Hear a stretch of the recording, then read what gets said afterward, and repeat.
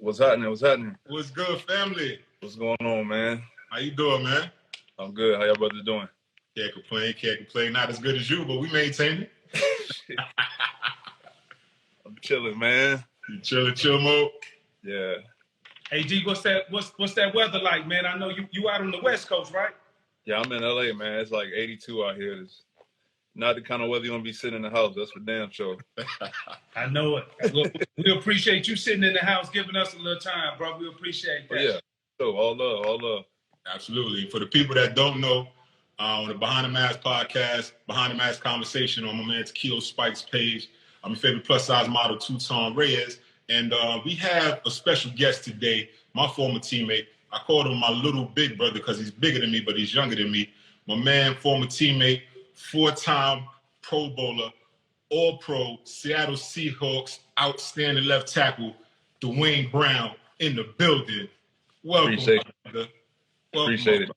So how you doing, man? How's everything going on with the quarantine and everything? How you maintaining, staying in shape? This is the fam well. Fill us in, man. Catch us up real quick. Hey, everybody good, man. You know, it's different, bro. It's different, man. Just I'm so just routine oriented, so I'm just doing stuff this time of year. Like I'm used to doing team workouts, OTAs, all of that. So with everything getting canceled, you know, it's different, but it's cool. You know what I mean? It's just giving me a moment to be still, just chill with the fam. You know what I mean? I got, you know, kids. My little one's growing up. He'll be 2 next week. So being able to be home and just spend a lot of time with them, you know, it's been dope. You know what I mean? And I'm always working out, staying in shape. I ordered a bunch of workout equipment, so got a space here that I'm able to stay in shape with. So as long as I got that, I'm cool. You got the kids running around now and terrible tools on you, man. Man, that shit is real. It's real. But that offensive line, man, that unit is about a cohesive unit, everybody gelling together. And y'all don't have that time because of this pandemic. So what kind of problems has that presented for you in terms of gelling with the guys? And you got some new faces on the offensive line in Seattle, too. Yeah, we lost our starting center, our starting right guard, and our starting right tackle. And we got some new free agents. We got you know, some rookies that's coming in. So it's going to be an adjustment for us. You know, right now we're doing these virtual meetings online, and that's kind of getting them all caught up with the mental aspect of it and learning the playbook terminology. But as far as just building our bond, it's tough, dog. You know, we ain't gonna be able to do that until everything open back up. You know what I mean? And I've discussed, you know, whatever parameter, whatever we can figure out, you know, is trying to get guys together as much as possible. Because the O-line unit is the most tight-knit unit on the team. You know what I'm saying? And when you got new faces, you're not able to spend time with them. That it's different. You know what I'm saying? And there's other teams that got guys that have been together for years, and we don't have that. So we got to try to build that as much as possible whenever we get the time to. You talked about how, you know, the camaraderie, the how tight the relationship is with offensive line, just as a group, because you spend so much time together. Everything that you do it together, unlike defensive players, even as linebackers. You were the staple when you were drafted, went to H-Town, Houston, the staple amongst that offensive line, and your holdout was publicized. And like a lot of people was taking shots like, why isn't he in camp? What's the problem? And now you take a turn back in the books, and you look back, you're with Seattle, you look back at H-Town. When you look back at those troublesome moments that you went through, how much of it was it the leadership that you felt like really played a big part on the higher end, as far as that ended up having you traded to Seattle? Yeah, so first and foremost, I got nothing but love for the city of Houston. You know, I was there for 9 years and, you know, grew up a lot there, grew as a player there, love the city, love the fans, love the team, you know what I mean, the locker room. I mean, the issues I had came from management, you know, the GM at the time, Rick Smith and Bob McNair, who's passed on now. I wanted a new deal. You know what I'm saying? I wanted a new deal. I was still working on my extension that I signed in 2012, and I felt like I outperformed that. I had 2 years left on my deal. They didn't, you know what I'm saying? And besides that, I had, you know, a stance against social injustice. You know, I protested the anthem during some games, and you know, with amidst everything that was going on with police brutality and unarmed black and brown people getting murdered. And that kind of, I was the only one that did it, you know what I'm saying, on the team. That wasn't happening in Texas at all. So that kind of just created some bad blood, you know, along with the contract issues. And so I think it was just kind of the perfect storm when the comments came out about, you know, the inmates and don't let the inmates run the prison. That's when I returned. The week I returned from my holdout was the week those comments came out. And it was just kind of the perfect storm, you know what I mean, between everything that was going on. I think mutually we just felt it was time to part ways. And Seattle was definitely the landing spot that I wanted. You know what I mean? I just had a lot of respect for the locker room, for the players, and it worked out. You know what I'm saying? You know, it worked out for me. I'm in a really good situation. You know what I'm saying? They got a really good left tackle in Laramie Tunsil. So, you know, it's all good now. And like you talked about the week that you returned, that's when all of the comments came out about, you know, the inmates at the time, McNair, and like talk about how hard is that? Because a lot of times most people feel like since like, hey, you getting paid a lot of money, so go ahead and deal with it. But you, like you said, you took it upon yourself because you know, as minorities, black and brown people that look exactly like you and myself, like it's discrimination. And like, how hard was it for you to try to block all of that out and still just try to go out and just keep your mind on ball? It was really hard, man. It was really hard, you know, and it started, you know, with the Trayvon Martin situation some years before that, you know what I'm saying? And it was just incident after incident. And, you know, people forget that we're people, we're real people. You know what I'm saying? I'm an African American that grew up in Virginia, you know what I'm saying? And I have life experience of discrimination. I have life experience of, you know, difficult interactions with police officers that didn't treat me the same as they would, you know, my white counterparts. And so they forget that you draw from that when you see everything that's going on. And it's not about me, you know what I'm saying? I'm in a space now where I don't have the same situations happen to me, but it's for the voiceless. You know what I mean? It's the people that the things happen. They don't have a platform to speak. They don't, it feels like they don't matter. You know what I'm saying? And so I think, you know, I felt a responsibility just to show solidarity, to show that, you know, I'm with you, you know what I'm saying? And that's just kind of what I wanted to do, amongst other people across the league. And, you know, some people didn't agree with that. They, you know, they felt like, you know, that this arena is not the place for that. But I felt differently, you know what I'm saying? And as you can see, it's still going on. You know what I'm saying? We got a situation with the young man in Georgia. You know what I'm saying? It's still going on, you know? So it's really hard, man. It's really hard because, you know, it's just get overwhelming at times. You just feel like, you know, at what point is it going to change? You know what I'm saying? So I still try to find a way to go out and do my job at a high level, but I have to speak on stuff as well. Well, salute for using your platform and actually speaking out. Not a lot of players do it for whatever reason, one reason or another. But salute to you. You know, you mature, brother. I will say that, and You know, I will say hats off. But you know, quarantine life ain't got me right, so hats off, bro. Much love.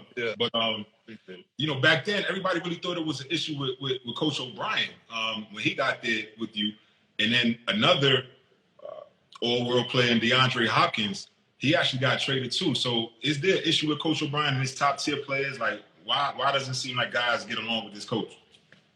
For me, my experience with him, I got no issues with O'Brien. I'm saying, you know, the thing about him, he's not he what you see is what you get with him. You know what I'm saying? And he gonna tell you stuff you don't want to hear. His approach is unorthodox at times. We always had a mutual respect. And like I said, my beef, if it was up to him, I would still been there.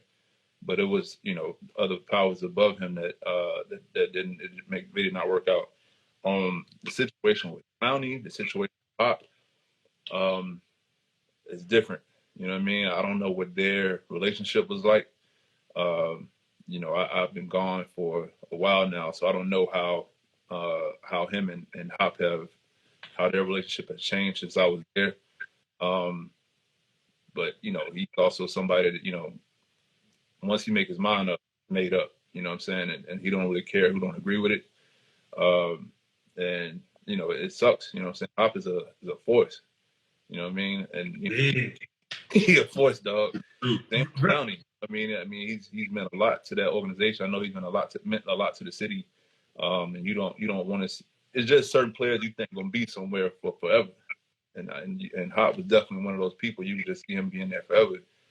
But it didn't work out like that. But I can just say, from my experience with O'Brien, I never had no issues with him.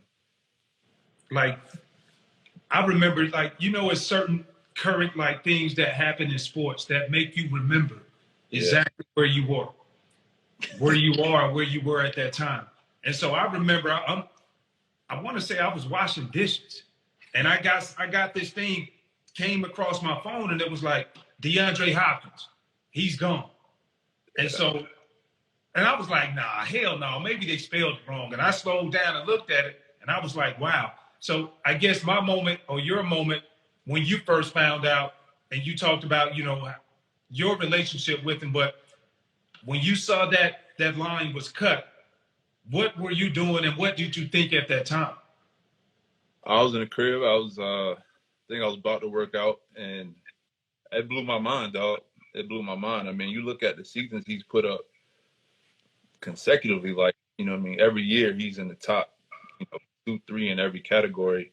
I mean, you look at the rise of Watson, and it's just like, you think to break that up is crazy. You know what I'm saying? I would have never saw it coming. I mean, they were one game away from the AFC Championship. You know what I'm saying? Yeah. I would have never saw it coming. But again, it must be some stuff that I don't know, surrounding that. But I wish he didn't come to my division. I'll tell you that. I'll tell you that. Fast forward into the Seahawks, man. You doing your thing out there. Another Pro Bowl. Holding up Russell Wilson.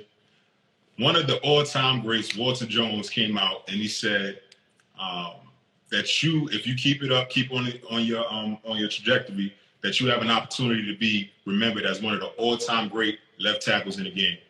I said that back when I first met you when I got in 2009. But Walter Jones, one of the GOATs, said. So what does that feeling mean, like coming from one of the greatest tackles of all time, to tell you that? I couldn't believe it. You know what I mean? Walter Jones is the bar. That's the bar for left tackles, dog. When I got to Seattle, the first thing I did was I went to our video people and I'm like, yo, let me get that film. I got to get this film. You know what I mean? And it was just to be able to have the opportunity was dope. Of course, looking at it, I'm like, you're doing a lot of stuff that I might not be able to do. But I'm gonna look at it anyway. And then just being able to get to know him, asking him questions, picking his brain. It's just been a great opportunity, man. He's the GOAT for real. So for him to give me that kind of compliment, I think that's kind of what us as athletes always strive for. You strive for the respect of your peers, and then your idols, the guys that you look up to that have done it all and reached the pinnacle. When they start speaking to you like that, it really means something.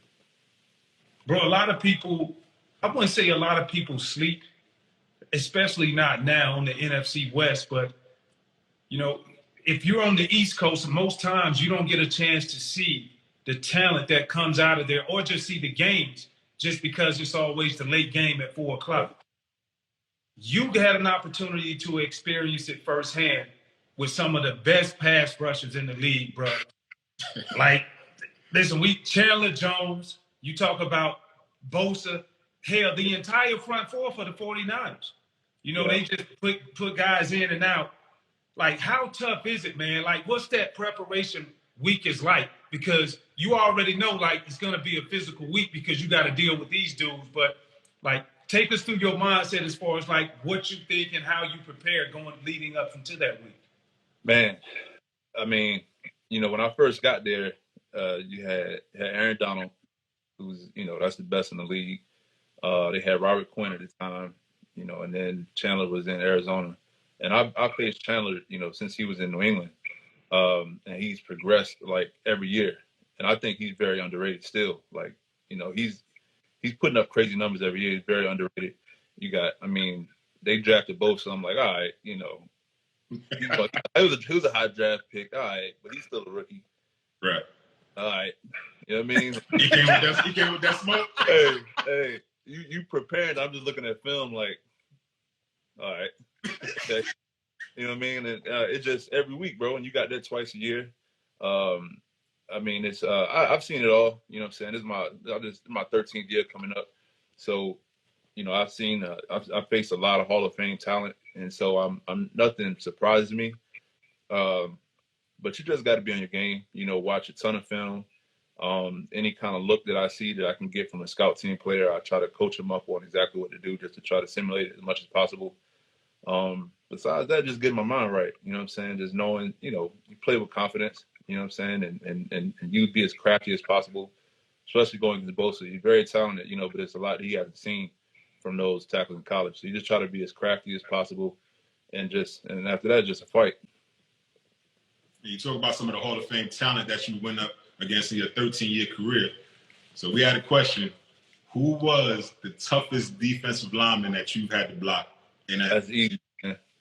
So he caught me young, you know, early in my career. And I already know who I'm gonna say. I said Dwight Freeney, hands down. You know what I mean? Like coming into that division, they had Peyton Manning, Dwight, and Robert Mathis, and so every game it seemed like we was down by 14 before the second quarter started because Peyton Manning is out there doing his thing. You get down by 14 against them, now it's damn near 2-minute drill the whole second half. And you already know what time it is. Spin move, bull rush. You know what I mean? Like going against him is probably what helped me progress as much as I did so early on, because I had to. I knew if I couldn't find a way to block him in my division, I won't last long. You know what I mean? And there wasn't no hiding out there. You know what I'm saying? We going three scat. You know what I mean? Not much chip help. You got to man up. You know what I'm saying? Besides him, I say, you know, DeMarcus Ware, Animal, in the modern day pass rushers, Vaughn. Vaughn is tough, man. You know what I mean? But it's a lot of guys, dog. It's a lot of great rushers. But you know, those three was just the hardest to consistently win on. And we got a question from one of the fans. Seahawks analyst says, "How do you work against the Bosa chop and his counter scissors?" Man, you trying to give up my? They trying to get. Look, I gotta block him twice. Don't give him the whole kit though. Give him a little bit. You know what I mean? Like, yeah. I mean, his chop, you can't get overextended. You know what I'm saying? You get to reaching against him. The thing with him, he likes to use a lot of power. So once he uses power a couple of times, it gets you over your toes, gets you trying to brace for it, and that's when that chop comes. So you just keep your weight back. You get overextended, that's when he get the chop, get you off balance, and he getting the edge. Yeah, chop is not that's not a move that works for me as much. It's not, but that's it. You know what I mean? What was the other one? The counter what? I don't even the counter scissors. I ain't never heard that one before. That sounds like a wrestling move. I don't know what that is, man. Got another question. Chase Young versus Duane Brown.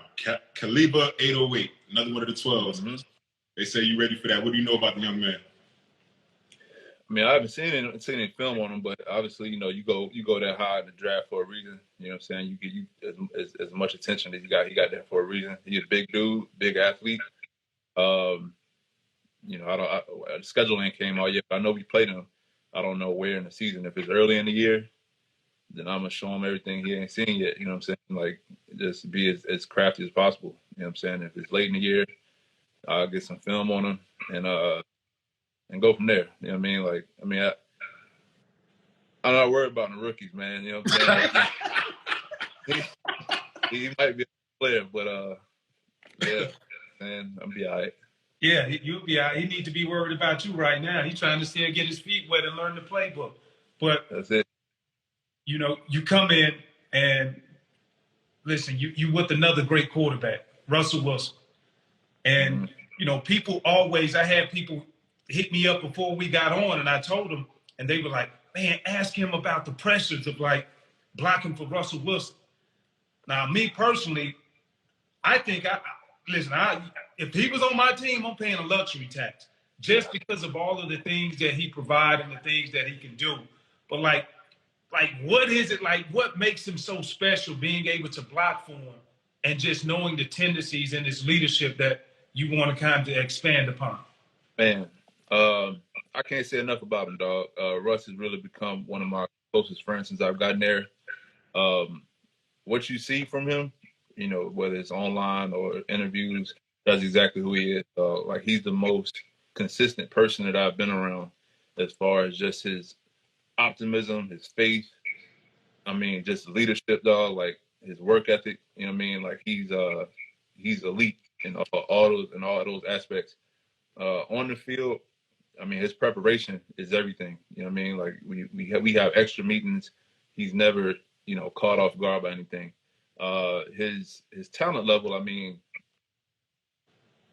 it's crazy. You know what I mean? Like, he got that baseball background. He can make all the throws from whatever angle.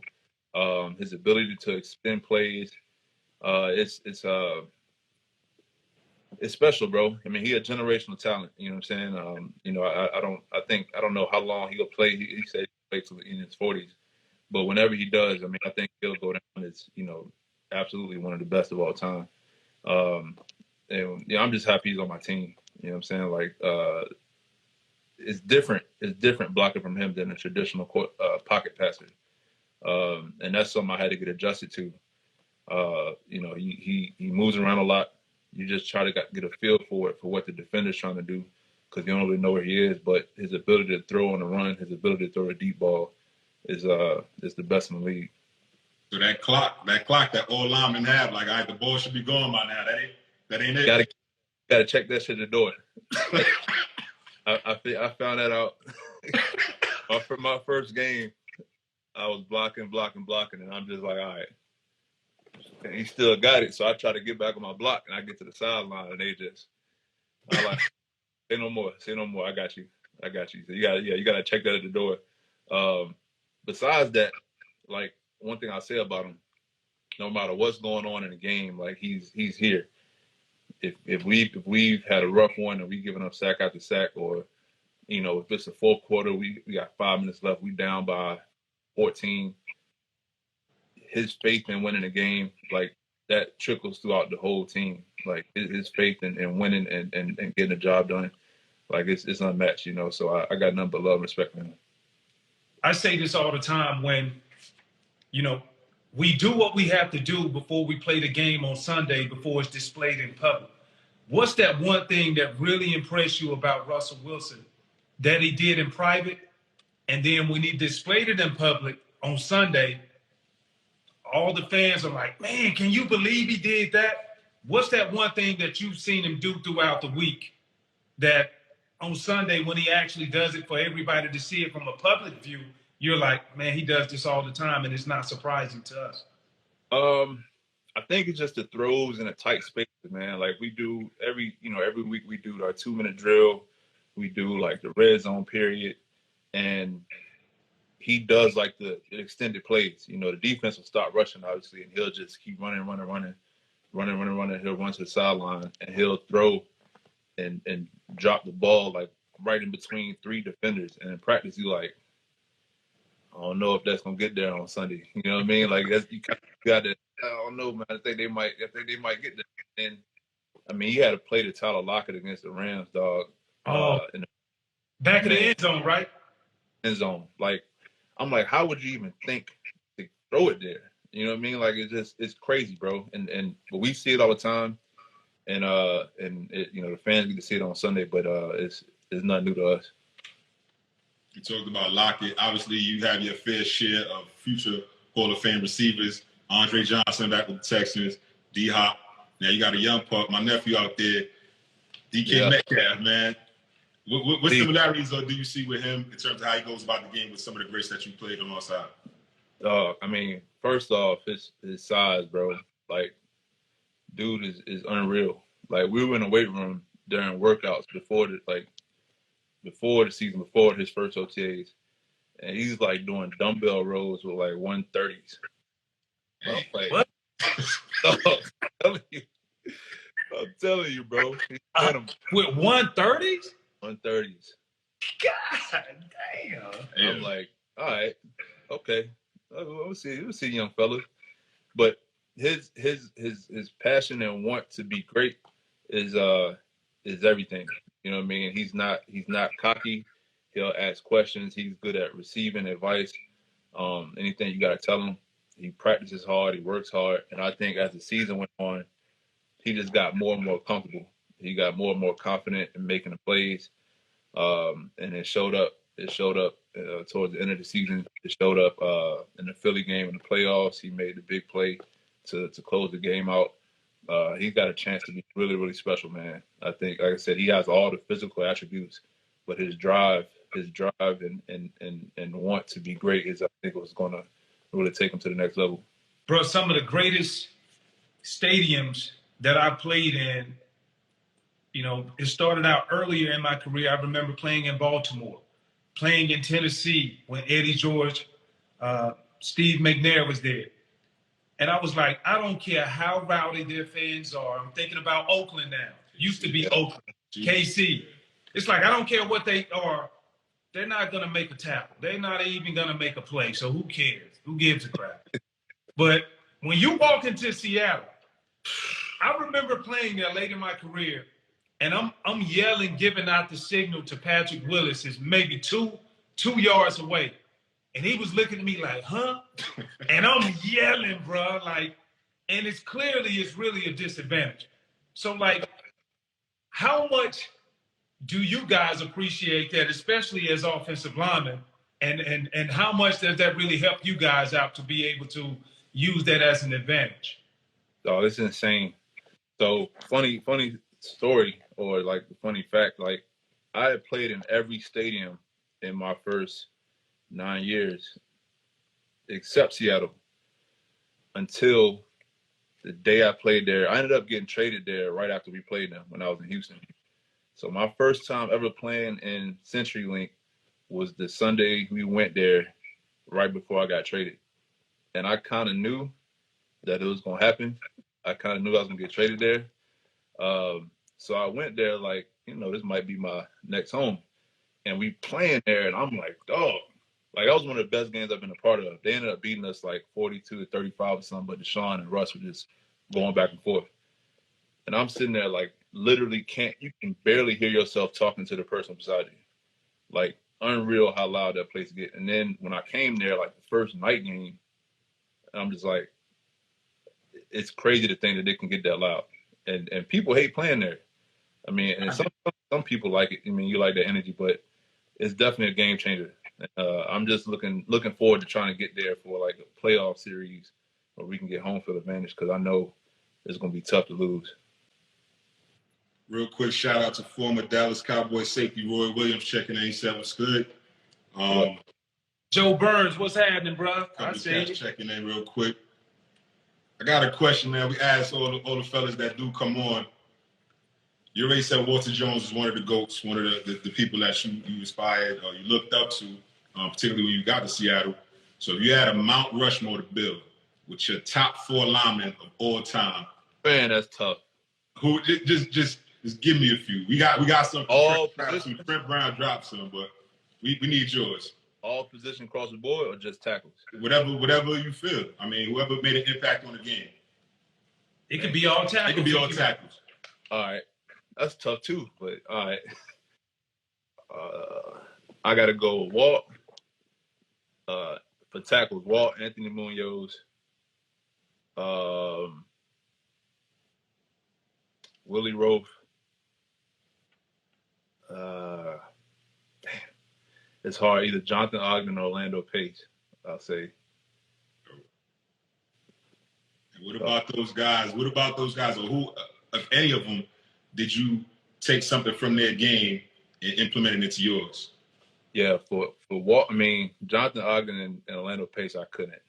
I mean, they were like 6'8". I'm like, yeah, none of what I can do that they did. But Walt, it was all like the footwork. His feet were so good, man, and just staying balanced and never getting overextended one way or the other. For Willie, hands, he had fast hands, always working his hands. His hands never got lazy. That's something that I still work on now. But watching his film, that was what stuck out to me. But I'll try to give a 4 for across the board. I'll still go Walter Jones, Larry Allen, Bruce Matthews.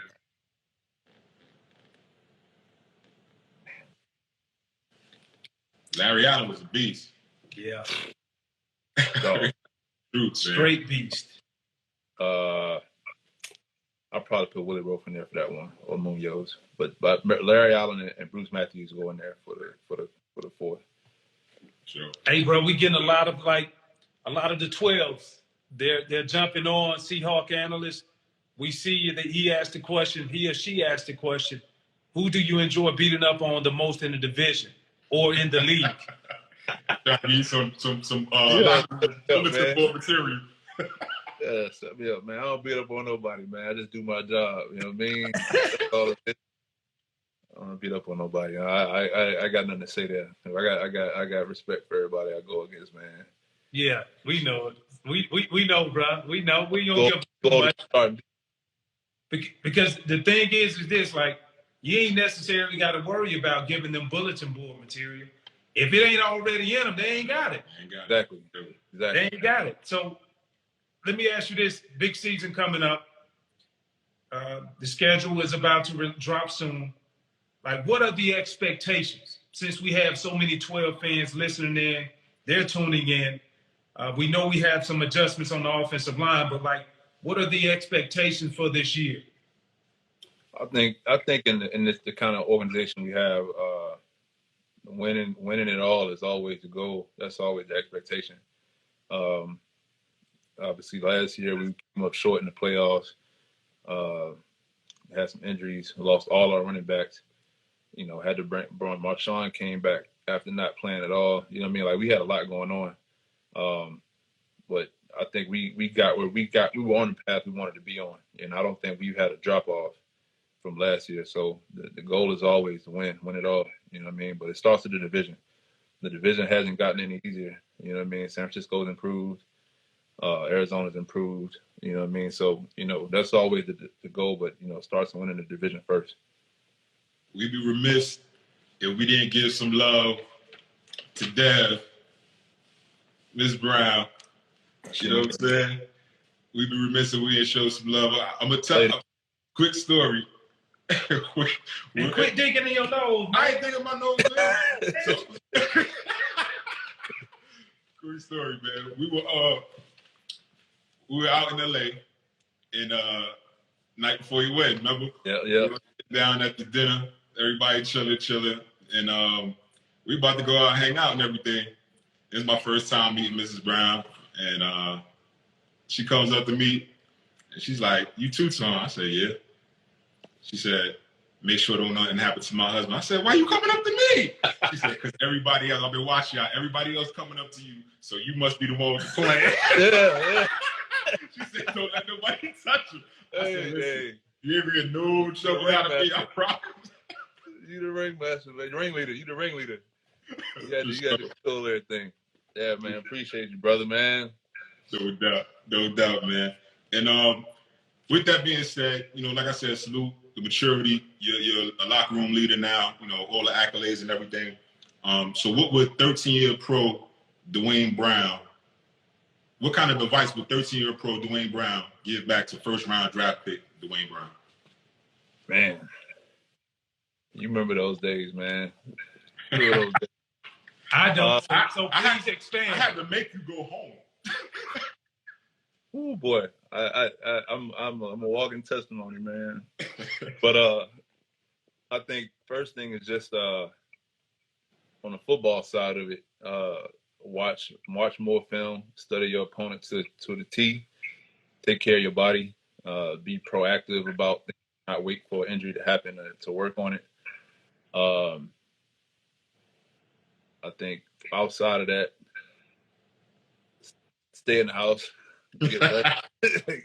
Stay out the streets, man. You know what I mean? Nothing out there, man. Save money. Don't go to the Cardi B, not the Cardi B, the Amber Rose party. Man, oh man. Yeah, let's talk about this Amber Rose party. We can talk about that. We talk about that off live. Oh, man. Oh man. But yeah, man. You know, just like I said, save money. You know what I mean? Get your rest. You know, and other than that, just enjoy the moment, man. You know what I mean? I think other than that, I've done pretty well in progressing and growing. But first couple years, you know, I had some growing up to do, and to get me where I'm at. Yeah, man. Well, we all have those growing pains, Sure. but we definitely want to be able to. We'll talk about that later offline, but man, we appreciate the time, my brother. And good luck to you coming for this upcoming season too, bro. Absolutely, hold it down, man. Thank you, man. Much respect for what y'all doing, man. I'm rocking with it, man.